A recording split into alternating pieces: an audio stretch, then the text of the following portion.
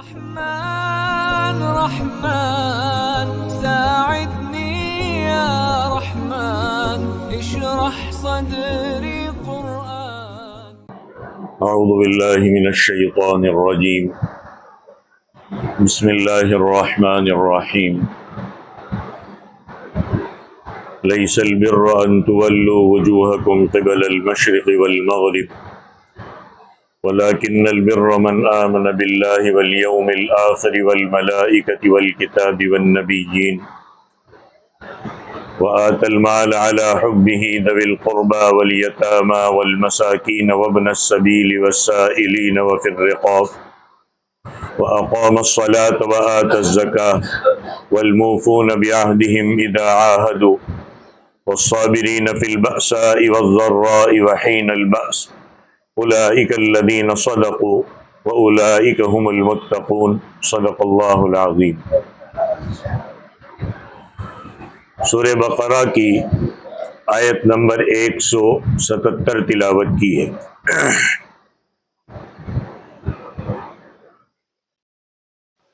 پہلے بنی اسرائیل کی خرابیاں بیان ہوئی، اس کے بعد اللہ تعالیٰ نے حضرت ابراہیم علیہ السلام کا ذکر کیا تھا، ساتھ میں خانہ کعبہ کی تعمیر کا بیان تھا. خانہ کعبہ کو قبلہ مقرر کیے جانے کی وجہ بیان فرمائی تھی. پھر قبلہ مقرر کیے جانے پر اہل کتاب نے جو اعتراض اٹھایا اس کا ذکر تھا.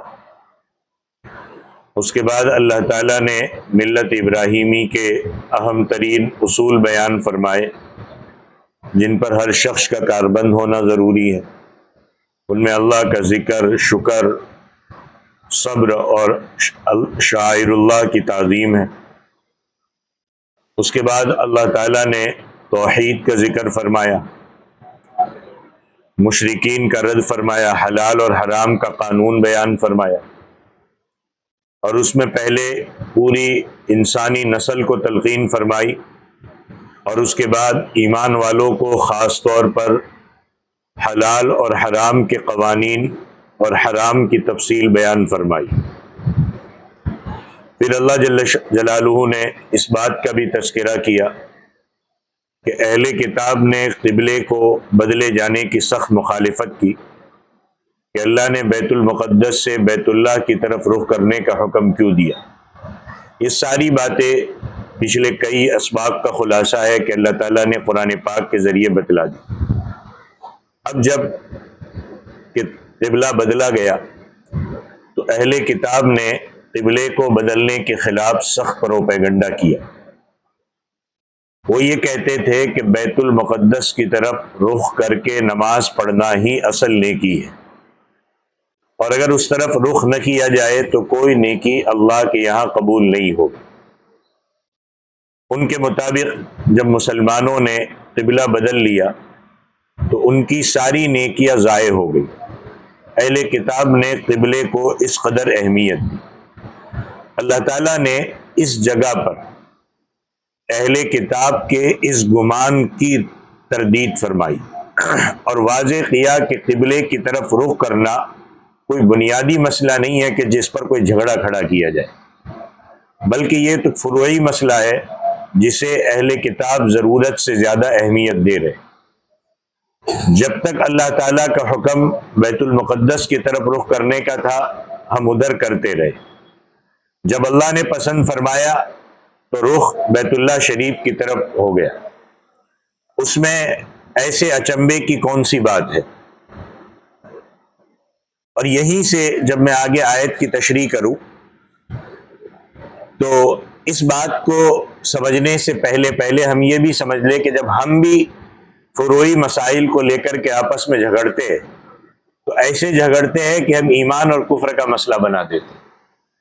کہ جب فروعی مسائل کو لے کر کے کھڑے ہوتے ہیں تو سامنے والے کو جب تک کافر بنا کے نہیں چھوڑیں گے جب تک ہمارا مسلک اور ہمارا گروہ اس سے کم بات پر راضی نہیں ہوتا ہے.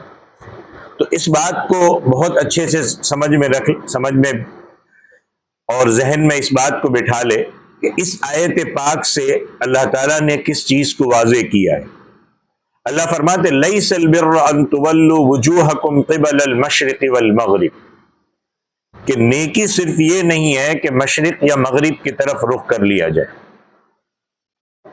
حالانکہ قبلے کی طرف رخ کرنا نماز میں فرض ہے، لیکن پھر بھی اہل کتاب کے اس جھگڑے کو اٹھانے پر، اس بات کو پروپیگنڈا بنانے پر اللہ تعالیٰ نے جواب دیا کہ نیکی صرف یہ نہیں ہے کہ مشرق اور مغرب کی طرف رخ کر لیا جائے. وہ اہم ہے، لیکن وہ اتنا اہم نہیں ہے کہ اس بات کو لے کر کے آپس میں مسائل کھڑے کیے جائیں. نیکی کیا ہے؟ وَلَكِنَّ الْبِرَّ مَنْ آمَنَ، اصل نیکی اسی کی ہے جو ایمان لایا اللہ پر، قیامت پر، فرشتوں پر، کتابوں پر، نبیوں پر. اور آگے نیکی کی دوسری باتیں بیان کی ہے. مفسر قرآن امام بیضاوی فرماتے کہ یہ آیت قرآن پاک کی جامع ترین آیت ہے، کیونکہ اس ایک آیت میں کئی مسائل آ گئے. دینی مسائل کا زیادہ تر تعلق عقیدے کی اصلاح، اخلاق یا تہذیب نفس ہے، اور یہ سارے مسائل اس آیت میں موجود ہیں. گویا یہ آیت سارے دینی مسائل کا خلاصہ ہے، اور ان میں سب سے اہم مسئلہ ہے ایمانیات کا، کہ جب تک عقیدہ صحیح نہیں ہوگا کوئی عمل قبول نہیں ہوگا.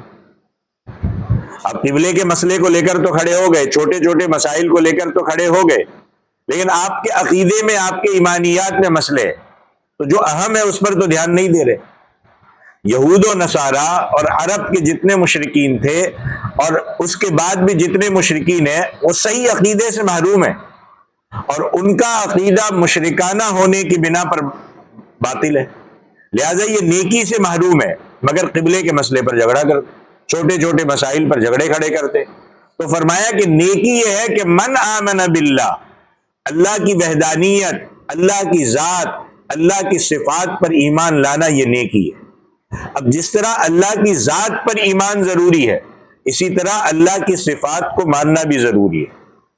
اللہ کی صفات کا انکار بھی اسی طرح کفر ہے جس طرح اللہ کی ذات کا انکار کفر ہے.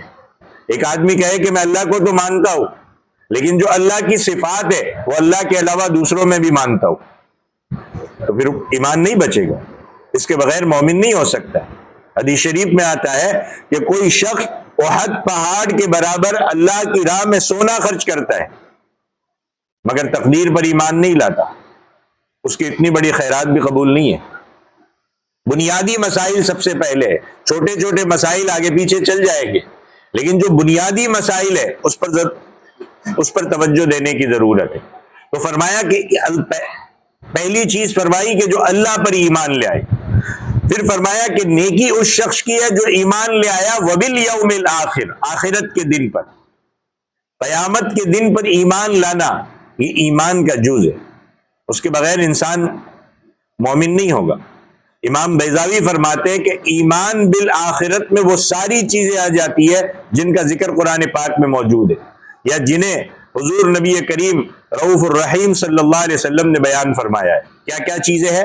موت کے بعد دوبارہ جی اٹھنا، حساب کتاب ہوگا، نیکی اور برائی کا فرق ہو جائے گا، پل صراط پر سے گزرنا ہے، دوزخ، جنت، یہ ساری چیزیں آخرت پر ایمان میں داخل ہے.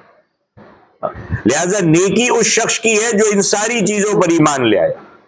اس کے بعد فرمایا کہ والملائکہ، کہ فرشتوں پر ایمان لانا بھی ضروری ہے. یہ اللہ کی نورانی مخلوق ہے جسے اللہ تعالیٰ نے زمین، آسمان اور اس کائنات کو پیدا کرنے سے لاکھوں سال پہلے پیدا فرمایا، اور یہ بھی انسان کی مصلحت کے خاطر اہتمام فرمایا. اب فرشتوں کی آگے دو قسمیں ہیں. پہلی قسم فرشتوں کی ملائے اعلیٰ والا فرشتوں کی ہے جو حضیرت القدس میں ہے. دوسرے ملائے سافل والے ہیں جو اوپر والوں کے معاون ہیں، اور یہ تمام فرشتے اللہ کے حکم پورا کرنے کے لیے تیار رہتے، کائنات تک فیضان پہنچانے کا ذریعہ ہوتے. اللہ نے الگ الگ ان کے ذمہ داریاں رکھی ہیں، وہ پہنچاتے. چنانچہ فرشتوں پر ایمان بھی ایمان کا ایک حصہ ہے. ایمان کے چوتھے جزو کے طور پر فرمایا والکتاب، کتاب پر ایمان لانا بھی مکمل ایمان کا حصہ ہے. یہاں کتاب سے مراد ہے جن سے کتاب، اور مطلب یہ ہوگا کہ اللہ نے جتنی کتابیں نازل فرمائی ہے سب پر ایمان لانا ضروری ہے. آمنت بما انزل اللہ من کتاب، کہ اللہ نے انسان کی ہدایت اور انسان کی رہنمائی کے لیے جو کتاب بھی اتاری ہے اس پر میرا ایمان ہے کہ وہ برحق ہے۔ اور پھر آسمانی کتابوں کے سلسلے کی آخری کتاب قرآن حکیم پر تفصیلی ایمان لانا ضروری ہے۔ پہلی کتابوں پر صرف ایمان لانا ضروری ہے، ان پر عمل کرنا ضروری نہیں ہے، کیونکہ ان کے بعض احکام منسوخ ہو چکے۔ ہاں، آخری کتاب قرآن کریم پر ایمان ضروری ہے، اس پر عمل کرنا بھی ضروری ہے، کیونکہ قرآن کے احکام قیامت تک کے لیے ہے۔ پھر فرمایا والنبیین، اور اللہ کے سب نبیوں پر ایمان لانا بھی ضروری ہے۔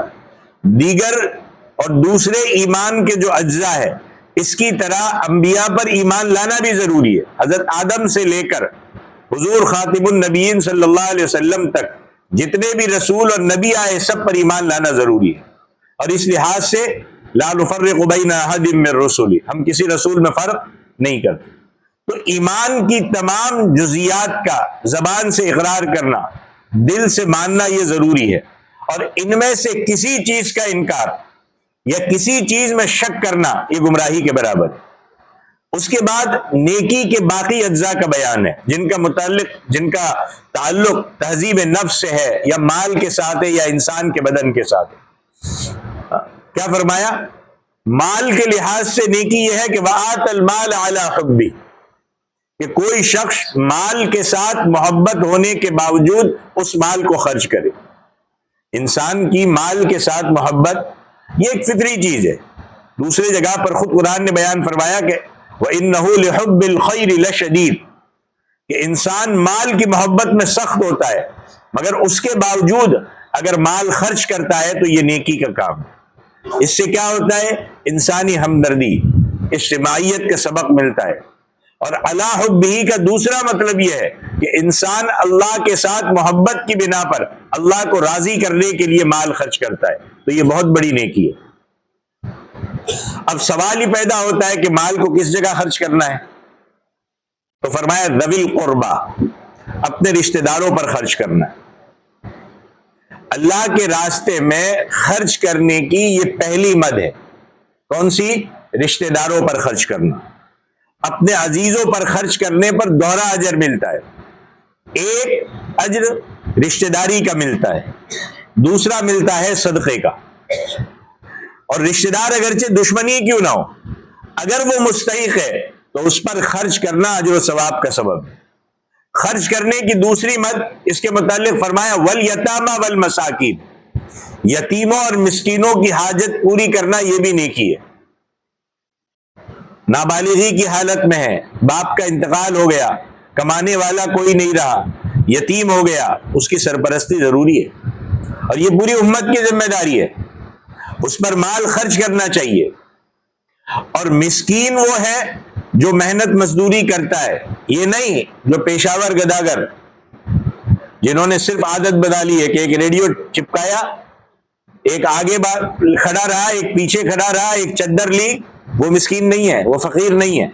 ہم جو حقیقت میں مسکین ہوتا ہے اس کو دینا ثواب نہیں سمجھتے، لیکن جنہوں نے گداگری، جنہوں نے پیشہ بنا لیا ہے، ہم سمجھتے دے دو کچھ ثواب ملے گا۔ اسلام اس کی اجازت نہیں دیتا ہے، اسلام ایسوں کا حوصلہ نہیں بڑھاتا ہے۔ مسکین وہ ہے جو محنت کرتا ہے، مزدوری کرتا ہے، کوشش کرتا ہے، اس کے باوجود اس کی بنیادی ضرورت پوری نہیں ہوتی، وہ مستحق ہے۔ ایسا شخص مالی مدد کا ایسی شخص کی مالی مدد کرنا یقیناً نیکی کا کام ہے۔ یا کوئی ایسا ہے جس کو سخت بیماری لگ چکی ہے، وہ کوئی کاروبار نہیں کر سکتا، یا کچھ کرنے جائے گا تو اس کی جان کو خطرہ ہے، اب وہ گھر میں بیٹھا ہے بیچارہ، ایسوں کی مدد کر رہا ہے۔ وہ ایسا خوددار ہے کہ واقعی ضرورت مند ہے، لوگوں سے نہیں بتاتا، ایسوں کی مدد کرنا۔ یہ نہیں جنہوں نے، میں بار بار کہہ چکا ہوں، لوگ سمجھتے دے دو دے دو دے دو، یار دے دو ثواب ہے، ثواب نہیں ہے ایسوں کو دینے، کیونکہ ہم زبردستی، دیکھو پھر رمضان آتا ہے تو کیا ہو رہا ہے، ہم زبردستی کن چیزوں کو بڑھاوا دے رہے کہ ہٹے کٹے ہے، بہت زبردست ہے، محنت کر سکتے، کما سکتے، لیکن شکلیں ایسی بنا لی، پیر ایسا باندھ دیا، یا ہاتھ ایسا باندھ دیا، یا کرسی ایسی خرید لی، اور پھر یا سر پہ کچھ ایسے پٹکے باندھ دیے لوگوں کو گمراہ کرو، کہ ان کو پتا ہے کہ محنت کریں گے دن بھر کا 1000 1500 کمائیں گے، یہاں دن بھر کا 5000 آرام سے مل رہا ہے۔ اسلام اس کی اجازت نہیں دیتا ہے. حضرت عمر رضی اللہ تعالیٰ عنہ کسی کو دیکھتے تھے کہ ہٹا کٹا ہے مانگ رہا ہے تو بلاتے تھے اور کوڑا مارتے تھے کہ جاؤ محنت کر کے کماؤ. اور پھر آج جب ہم نے ایسے لوگوں کے لیے صدقے کے نام پہ دینے کا دروازہ کھولا تو جو غیر ہے انہوں نے بھی ہمارا اولیاء بنا کے مانگنا شروع کر دیا.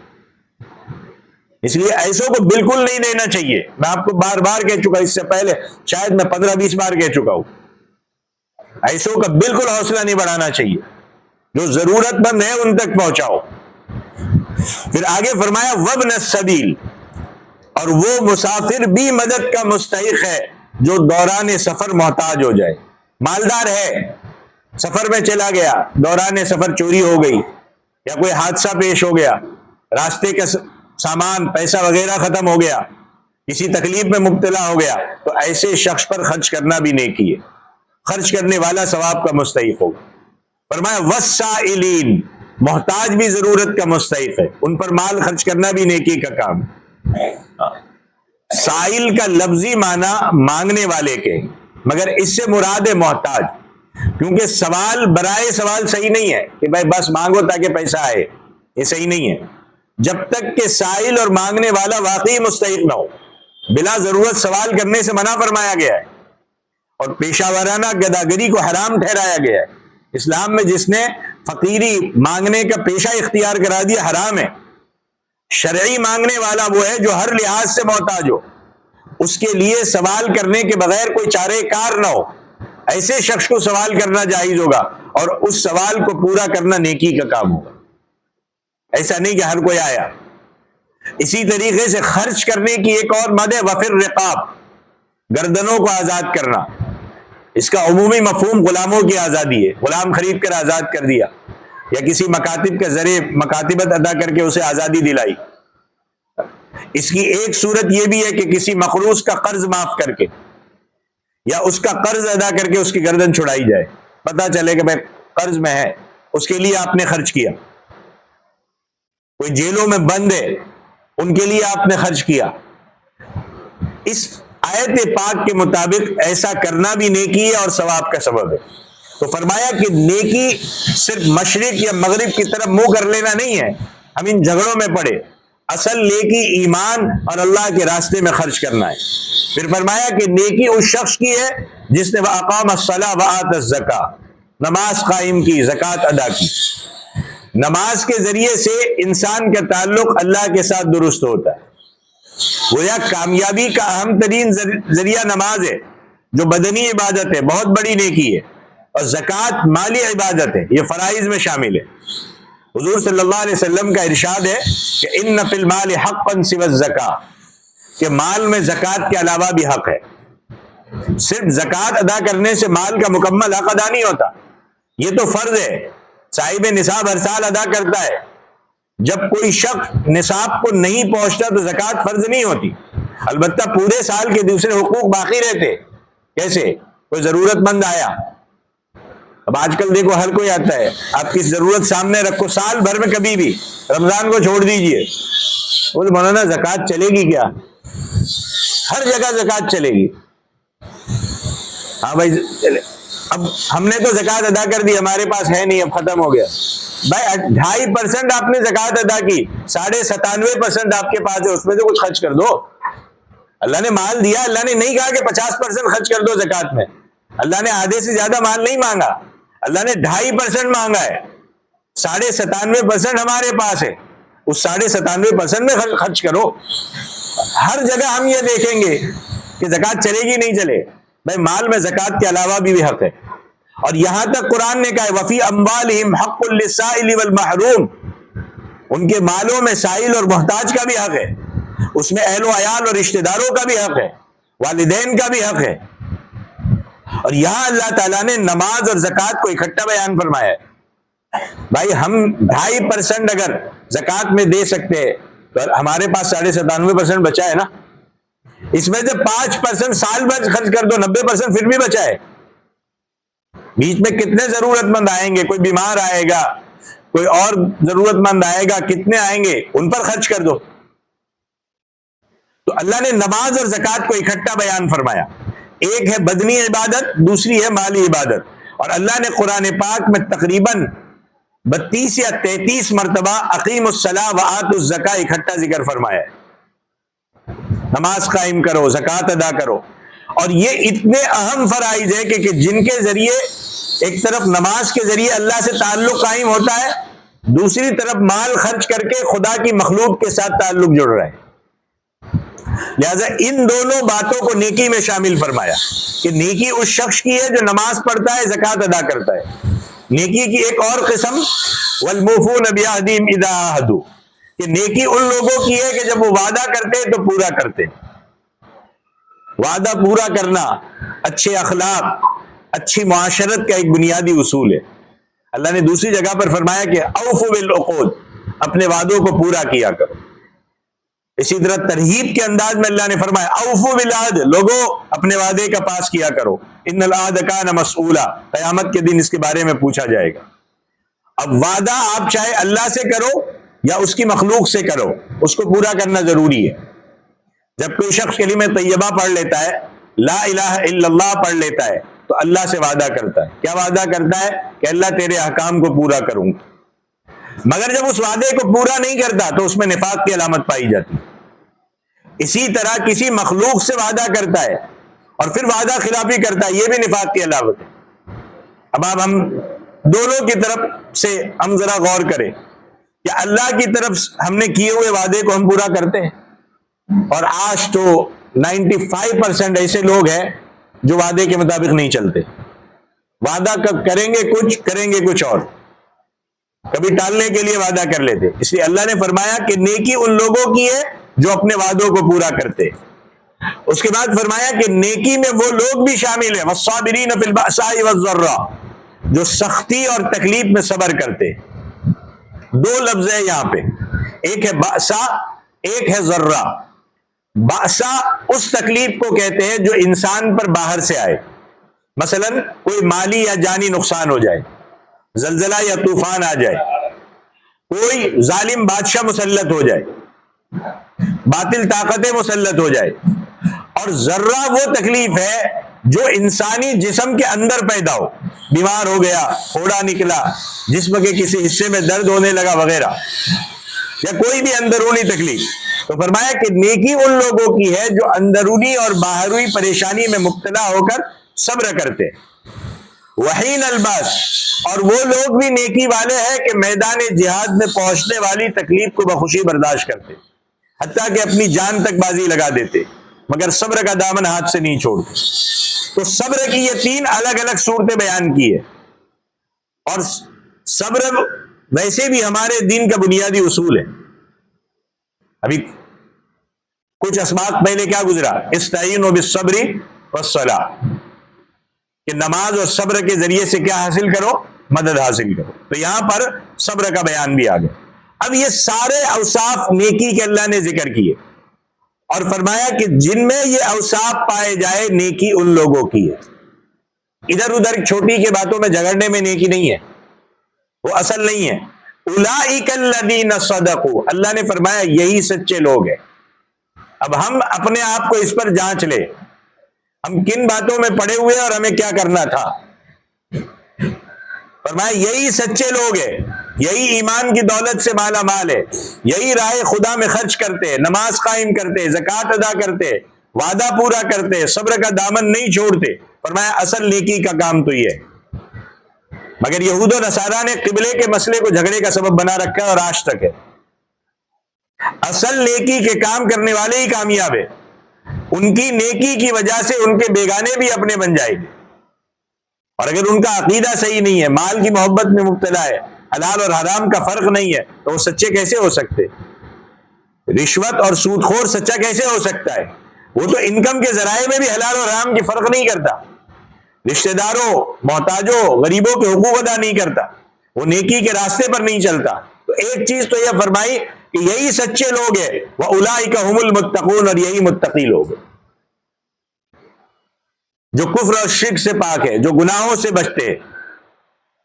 سورہ بقرہ کی شروعات جب ہوئی تھی تو اللہ نے کیا فرمایا تھا؟ هُدًى لِلْمُتَّقِينَ، کہ تقوی پکڑنے والوں کے لیے ہدایت ہے. اور متقین وہی لوگ ہیں جن میں یہ صفات ہو. لمبے چوڑے دعوے کر کے چھوٹی چھوٹی باتوں پر جھگڑا نہیں کرتے. لمبے چوڑے دعوے ہو اور جھگڑے کن باتوں پر ہو؟ چھوٹی چھوٹی. ہاتھ یہاں اٹھائے جائیں گے کہ یہاں اٹھائے جائیں گے، جھگڑے ان بات پر ہے. فلانا کام ایسا کیا جائے گا یا ایسا کیا جائے گا، جھگڑے اس بات پر ہے. اب میں ان باتوں کو نہیں کھولتا، آپ خود ہی سمجھ لو باتوں کو کہ کن مسئلوں کو لے کر کے ہمارے یہاں معاشرے میں جھگڑے. چھوٹی چھوٹی باتوں کو لے کر کے جھگڑے، اور جھگڑے ایسے کہ ایمان اور کفر کا مسئلہ بنا دیا. حالانکہ وہ مسائل اتنے سے قرآن نے واضح کر دیا کہ نیکی کیا ہے، اور جنہوں نے یہ نیکی کے کام کر لیے اولئک الذین صدقوا، یہ سچے ہے، واولئک هم المتقون، یہ متقی ہے. اب ہم کن باتوں میں جھگڑ رہے؟ دعوے تو لمبے چوڑے اور چھوٹی چھوٹی باتیں ہم لوگوں سے برداشت نہیں ہوتی. نہ اخلاق اچھے ہے، نہ تہذیب نفس کے حامل ہے، مال کی محبت میں بڑے ہوئے ہیں، اور جھگڑواتے اس لیے بھی ہے تاکہ فرقہ بندی میں اچھے خاصے لوگ ہمارے پیچھے چلے، میرے اتنے سارے فالوور ہو اور میرے پاس مال بڑھے. اب ان کا تعلق نہ اللہ سے صحیح ہے، نہ یہ حقوق و فرائض ادا کرتے ہیں، تو متقی کیسے بن سکتے؟ تو یہ سورہ بقرہ کی آیت نمبر 177 تھی، اور یہ بہت اہم اور بنیادی آیت تھی. اس کو ذہن میں رکھے اور چھوٹی چھوٹی باتوں سے اپنے آپ کو دور رکھے، اور جو کرنے کے کام ہیں ان کو کرے، جو اہم مسئلے ہیں ان کو سامنے رکھے، اور باقی چھوٹی چھوٹی باتیں جو مسائل ایمان اور کفر کے نہیں ہے، جبکہ سامنے والے کے بارے میں پتا ہے کہ ہم جھگڑ رہے ہیں، لیکن وہ بھی اللہ ہی کو ماننے والا ہے، وہ بھی رسول اللہ کو ہی ماننے والا ہے، لیکن ہم اس کو ایمان سے اٹھا کر کے باہر پھینک کے چھوڑتے ہیں. نہیں تو مسلمان ہے ہی نہیں، تو ایمان والا ہے ہی نہیں. یہاں سے مسائل پورے خراب ہوتے. اس لیے ان چیزوں کو ذہن میں رکھ، چھوٹی چھوٹی باتیں ہوتی رہتی ہے، اس کو ایشو نہ بناؤ. جو اہم کام کرنے کے ہے ان کو کرو. اللہ تعالیٰ عمل کی توفیق عطا فرمائے. آمین. وآخر دعوانا ان الحمد للہ رب العالمین. أيا من يدعي الفهم إلى كم يا أخ الوهم تعبي الذنب والذم وتخطي الخطأ الجم. أما بان لك العيب، أما أنذرك الشيب، وما في نصحه ريب، ولا سمعك قد صم. أما نادى بك الموت، أما أسمعك الصوت.